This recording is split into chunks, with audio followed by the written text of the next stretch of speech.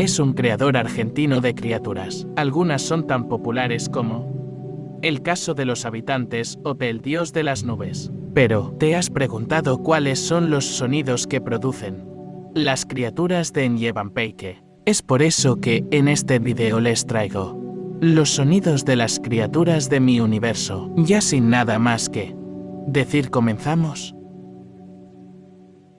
Spider-Knight son arañas que solo aparecen cuando estás caminando solo en la calle. En vez de tener colmillos para picar, tienen varios dientes tan afilados que podrían arrancarte fácilmente la cabeza. Esta criatura no es venenosa.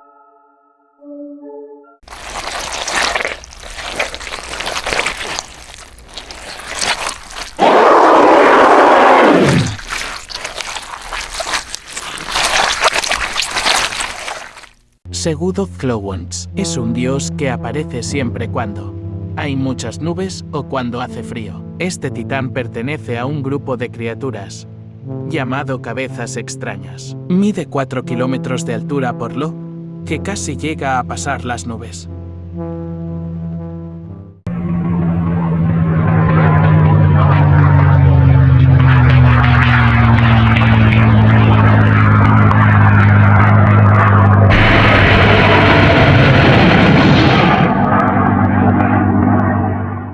Segudoth Sky es una de las criaturas más poderosas y grandes de mi universo. Su altura es de 398 kilómetros de altura.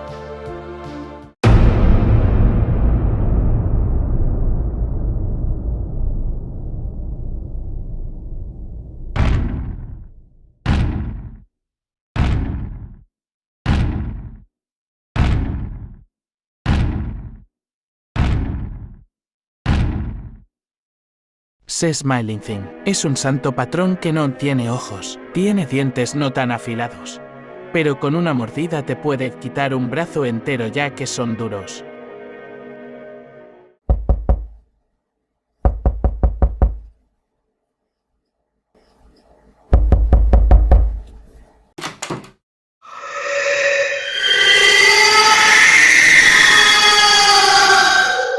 Sekasoth Massive Destruction es el titán más destructivo de mi universo, ya que en la foto se ve un incendio forestal. Con sus ojos rojos que tiene puede lanzar fuego.